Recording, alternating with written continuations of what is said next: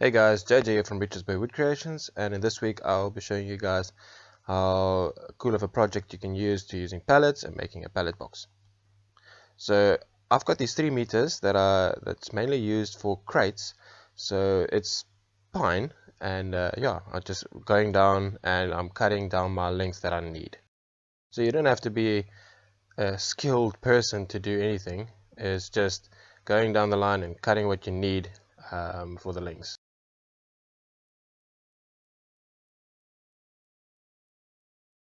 Okay, so I've got my sides. So that will be the one side, say left side, right side, top and bottom, and then the other two shorter sides. What I need to do is basically get one of these sides, lay them flat out, and get the measurement of that, and cut again, so I can form to screw them all together basically from there on. So this is basically just laying the sides flat, and I've cut the length of the side, so that will just go on straight like that, and then it will screw it in to both sides, and then work from there on, because this will enable me to get a little thicker piece for the shorter sides, so then I can just draw that directly in on the sides and then work my way to the bottom as well. So yeah, that will eventually all fit together. So I will be continuing on with this process of just putting everything loosely together, and then I'm pre-drilling holes so that I can countersink my screws in. Yeah, so that just helps just to flush out, so even when you come back afterwards and sand, that there's no screw that's sticking out and it kind of messes up the screw, then you can't use it again. So that is pretty cool for me, just to countersink everything and just to make sure that it carries on. With this wood, some of it, I've been using this quite a while now, and I've got a couple of projects that I've done with it, and it's really cool. But you know, sometimes you get these pieces that are, you know, really terrible, and then you just have to cut it away and throw it away.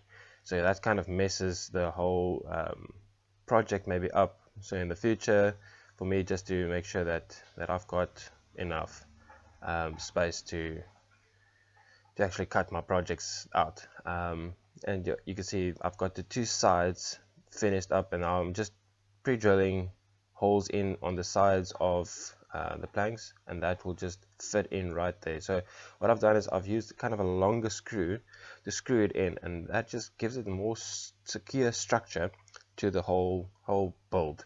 I don't want to have a build that is wonky and falling apart. I wanted to make sure that it kind of lasts longer.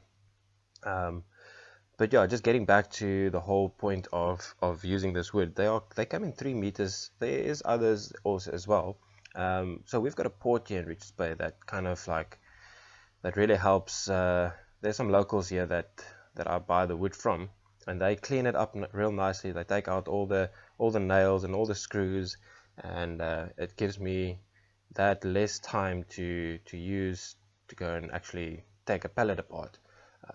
And it's also a nice thick piece of timber that I get, and they also come out nicely. So once it goes even through a planer and you want to build a nice little table for it or whatever, it actually comes out pretty cool. So this is the bottom part, where I've just pre-drilled the holes as well, just making countersinking them and putting in the screws from the sides, and that is just a nice little structure just to keep everything nicely in. Eventually I'll put a bottom piece in, and I'll show you later on that. And everything is secure in the structure, which is kind of cool. So even I'll put on the sides just to help that it doesn't bend open when things are inside. So it's been roughly about 4 minutes and 20 seconds going in. And if you are still here with me, I just want to say thank you very much for your support and your love towards this channel. If you haven't subscribed to this channel and you find some helpful tips to this what I bring, yeah, it would be amazing if you would take the time and the liberty to go down to that bottom where it says subscribe, hit the subscribe button, and yeah, even if you can, click that notification bell so you will be notified every time that I put up a video. And I hope this helps you. Yeah, so carrying on, I just putting these last little touches to the box, and that's the legs, if I can put it that way. So do the same thing as what I usually do: pre-hole, countersink it, and just line it up, and I put it in with some screws, and this will give me that bottom legs that just lifts up the thing from the floor, that it doesn't look as if it's flush to the ground.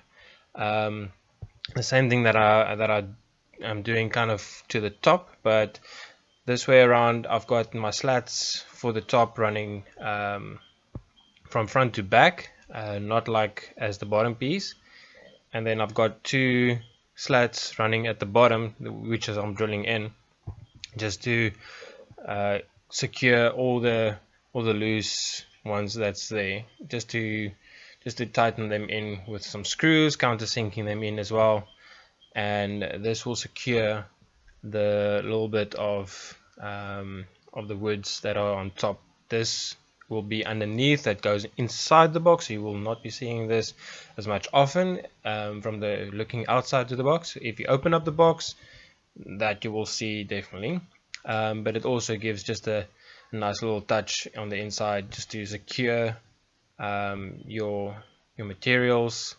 Yeah, so it just goes on into doing this.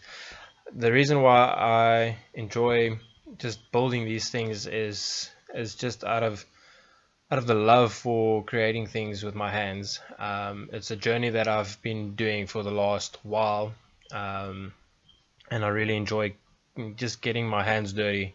For me, sitting in an office, I think I would not be able to do that, but maybe I can, maybe I won't. But my mindset is I like to get my hands dirty and making things. So yeah, I hope this encourages you also. If you do not like the inside of an office and you enjoy outside, I would say woodworking is probably one of the most satisfying jobs that is out there that I really enjoy.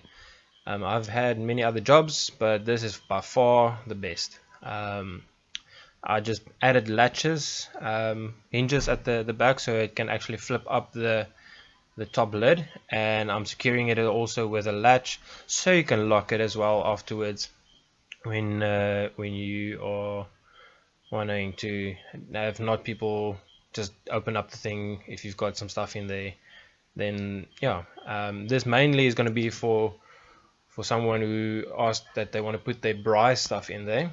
So in South Africa we call it a braai. I know in other countries you call it a barbecue, but I'm South African, so this is for braai. So yeah, so it can put all the unnecessary tools and things for that in there. And afterwards I'm just coming down, sanding it with a Velcro pad on a baby grinder, and just still giving that texture look of rusticness. And so I'm just doing everything that it doesn't look as if it's completely, brand new, if you want to put it that way.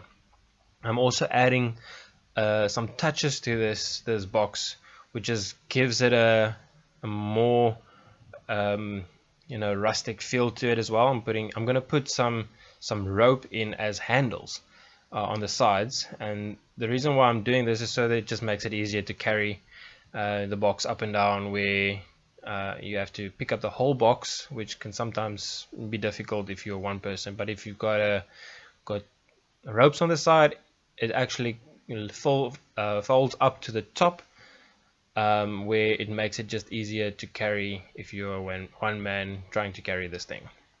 I'm just snipping off the little edges of these long ropes that I've got on the side, And yeah, I'm doing basically on both sides, just so that it doesn't end up just being on one side when you have to pick up the box on the one side. So it's cool just to have that little touch on the sides. And it gives also, if you live in a beachy town or that type of thing, it will also give that rustic beach vibe to it, if you're not using it for what the client is currently using it at the moment. Yeah, I mean, it's pretty cool. I'm also adding in a rope on the inside, so once the box goes open, it doesn't just flop back and you are trying to keep this lid open or whatever the case might be. So I'm just adding this little rope in, so it just secures that that you can actually have the lid open while you're busy on the inside, taking your stuff out with both hands, and at the end you're not going to be stressing about, oh, this lid, I need to figure out a way to hold this lid, or you need someone else to hold this lid for you. Yeah, it's just one of those practicality little features that you can place in. And then finally, the last little bit is, as you can see, the wood is still raw and it's not really, you can still see the texture of, this is pallet wood, so I don't fill holes in, I don't fill the gaps in, but what I do is I actually just paint it. I give it a clear varnish just to seal it as well, that if it stands outside and it's and it gets wet by some chance, it doesn't destroy the wood completely, but it actually can just you can still use it afterwards, where it's not broken or stuff, and it lasts a bit longer. So that's just the tricks, and that's the final product. So if you guys enjoyed this, make sure to follow me on YouTube, and I'll catch you on the next one.